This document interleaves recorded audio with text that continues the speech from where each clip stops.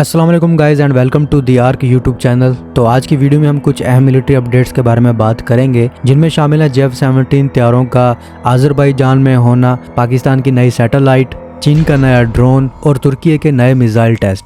तो सबसे पहले बात करते हैं पाकिस्तान के J-17 थंडर के बारे में। दोस्तों, रिसेंटली सोशल मीडिया पर अचानक कुछ तस्वीर सामने आई जिनमें आज़रबाईजान के फ़ज़ाई अड्डों पर पाकिस्तान के J-17 तैयारे खड़े नजर आए। ये मनाज़र देखकर कई लोग समझ बैठे कि आज़रबाईजान ने पाकिस्तान से अपने पहले J-17 तैयारे हासिल कर लिए हैं, लेकिन जल्द ही पाकिस्तान एयरफोर्स ने अपने ऑफिशियल अकाउंट से वाज़ेह किया है कि ये किसी डिलीवरी का हिस्सा नहीं है, बल्कि दो तरफा फ़ज़ाई मश्क इंडस शील्ड अल्फा के लिए की जाने वाली एक कार्रवाई थी।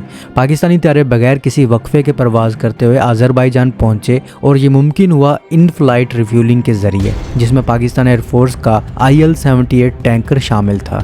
इसी वजह से मकामी फुटेज में मुतअद्दिद J-17 एक साथ देखे गए। ये वाक़या सिर्फ एक रूटीन एक्सरसाइज नहीं था, बल्कि इसके पीछे खित्ते में बदलती हुई हिकमत अमली का इशारा छुपा था। आज़रबाईजान इस वक्त अपनी फ़ज़ाई फ़ौज की जदीदकारी के अमल से गुजर रहा है, और अब ये बात बाकायदा तौर पर सामने आ चुकी है कि बाकू ने पाकिस्तान से 40 J-17 ब्लॉक 3 तैयारों का मुआहदा किया है, जिसकी कुल कीमत $4.6 अरब है। इसके साथ पाकिस्तान की हुकूमत ने $2 अरब के इजाफी सरमायाकारी का भी ऐलान किया, जिससे यह डिफेंस ताउन मज़ीद गहरा हो गया है। J-17 एक हल्का मल्टी रोल लड़ाका तैयार है जो कम खर्च में बेहतरीन कारकर्दगी पेश करता है। ये दुश्मन के तैयारों को दूर से निशाना बनाने और प्रिसीजन स्ट्राइक के लिए तैयार किया गया है। आज़रबाईजान को मिलने वाले तैयारे ब्लॉक 3 वर्जन है जो सबसे जदीद समझे जाते हैं। इनमें ऐसा radar, upgrade avionics, electronic warfare systems और तवील फासले के जदीद मिसाइल इस्तेमाल करने की सलाहियत शामिल है। ये तैयारे चीनी PL-15 और PL-10 क्लास के मिसाइल्स चलाने के काबिल हैं। ये भी इतलात हैं कि आज़रबाईजान इनके साथ तुर्की के SL-POD टारगेटिंग सिस्टम्स इस्तेमाल करने पर गौर कर रहा है, ताकि दिन रात की प्रिसीजन हमलों की सलाहियत बढ़ सके। हालांकि इस पर हुकूमती तस्दीक अभी नहीं आई। पाकिस्तान एयरफोर्स की जानिब से दिखाया गया कि इन फ्लाइट रिफ्यूलिंग निज़ाम न सिर्फ इन तैयारों की कारकर्दगी को बढ़ाता है, बल्कि ये साबित करता है कि पाकिस्तान ऐसे ऑपरेशंस खुद मुख्तारी से कामयाबी से कर सकता है, बगैर किसी भारी 2 इंजन वाले लड़ाका तैयारों पर इन्हिसार किए। J-17 ब्लॉक 3 ने पहली बार 2019 में परवाज़ की थी, और अब ये पिछले वर्जन्स के मुकाबले में ज़्यादा ताकतवर और कारआमद हो चुका है।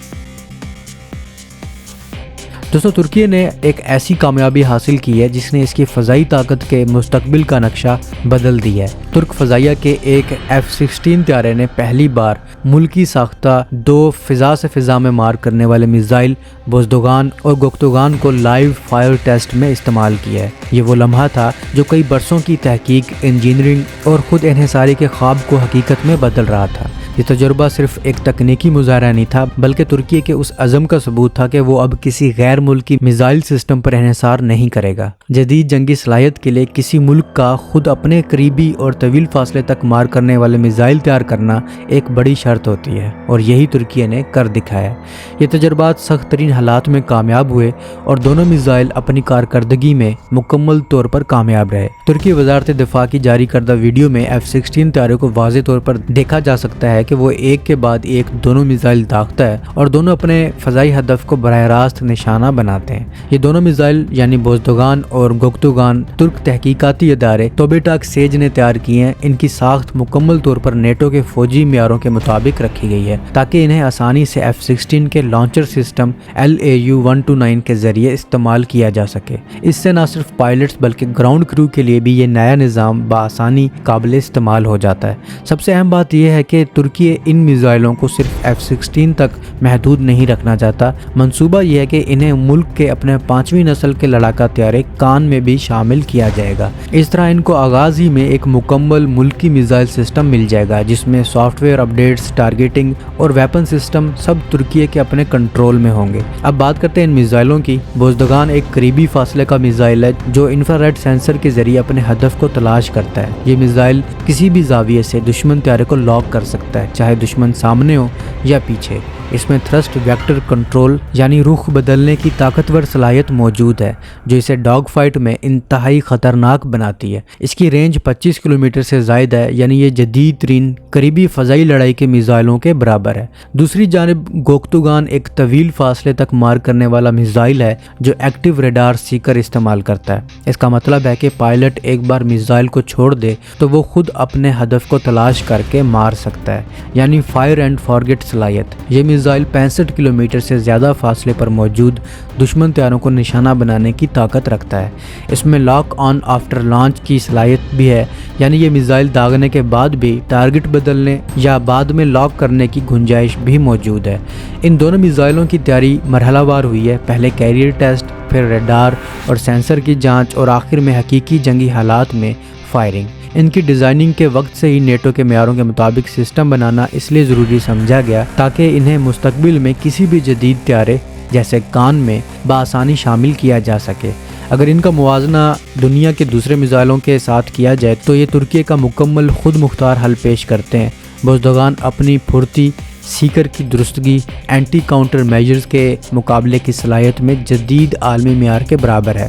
गोख्तुगान भी अपने फायर एंड फॉरगेट निज़ाम और तवील फासले की कारकर्दगी में एक मुकम्मल बेवीआर मिसाइल के तौर पर खड़ा है, लेकिन इनकी सबसे बड़ी ताकत इनकी खुद मुख्तारी है। तुर्की अब अपनी मर्जी से इनके सॉफ्टवेयर अपडेट्स, फ्यूज़ और सीकर मोड्स को बेहतर बना सकता है। किसी बैरूनी मुल्क की इजाज़त या पाबंदी की ज़रूरत नहीं है। ये पेशरफ तुर्की के लिए सिर्फ एक फ़ौजी कामयाबी नहीं बल्कि एक स्ट्रेटेजिक इनकलाब है। अब तुर्क फ़ज़ाइया के F-16 तैयारे मुकम्मल मुल्की मिसाइलों से लैस होंगे, जिससे न सिर्फ तरबियती और ऑपरेशनल सलाहियत बढ़ेगी बल्कि किसी बैरूनी सप्लायर के दबाव से आज़ादी भी हासिल होगी। बैनुल-अक़वामी सतह पर यह पैगाम भी भेजा गया कि तुर्की अब न सिर्फ अपने जहाज़ बल्कि अपने मिसाइल भी खुद बना सकता और वो उन दोस्त ममालिक को भी फराहम कर सकता है जो मगरबी साख्ता हथियार इस्तेमाल करते हैं मगर मगरबी हथियार नहीं खरीदना चाहते। मसलन अगर आज़रबाईजान अपने JF-17 तैयारों पर यही तुर्क मिसाइल नस्ब करता है तो इसे भी एक मुकम्मल हम आहंग सिस्टम मिल जाएगा, यानी बुज़दगान करीबी लड़ाई के लिए और गोख्तुगान तवील फासले के लिए।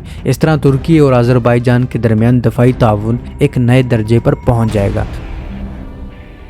दोस्तों, हाल ही में चीन की पीपल्स लिबरेशन आर्मी ने एक निहायत ही दिलचस्प नया माइक्रो ड्रोन पेश किया है जो देखने में एक थर्मल फ्लास्क यानी गर्म पानी रखने वाली बोतल जैसा लगता है। इस ड्रोन का वजन 1 किलोग्राम से भी कम है और इसे बराह रास्त फौजी दस्ते इस्तेमाल कर सकते हैं। ये 2 रोटर्स वाला ड्रोन है जो आम 4 पंखों वाले क्वाडकॉप्टर के मुकाबले में ज़्यादा वजन उठा सकता है। ये ड्रोन 3 ग्रेनेड तक उठाकर अपने हदफ तक पहुँचा सकता है और साथ ही साथ दुश्मन की पोजीशन का लाइव वीडियो फीड भी वापस भेजता रहता है। साउथ चाइना मॉर्निंग पोस्ट की रिपोर्ट के मुताबिक इस ड्रोन का डिज़ाइन मॉड्यूलर है, यानी इसके पंखे फोल्ड हो सकते हैं और इसकी साख्त मुख्तलिफ कामों के लिए एडजस्ट की जा सकती है। इसकी सबसे दिलचस्प खूबी इसका न्यूरल प्रोसेसिंग यूनिट है जो इसे मसनूई ज़हानत से कंट्रोल करने की सलाहियत देता है। इसके ज़रिए एक ही फौजी एक वक्त में कई ड्रोन्स को बैक वक्त हदफ पर ले जा सकता है। चीनी नशरियाती अदारे CCTV के मुताबिक यह ड्रोन 35 मिलीमीटर ग्रेनेड लॉन्चर से फायर किया जा सकता है, जिससे इसे मैदान में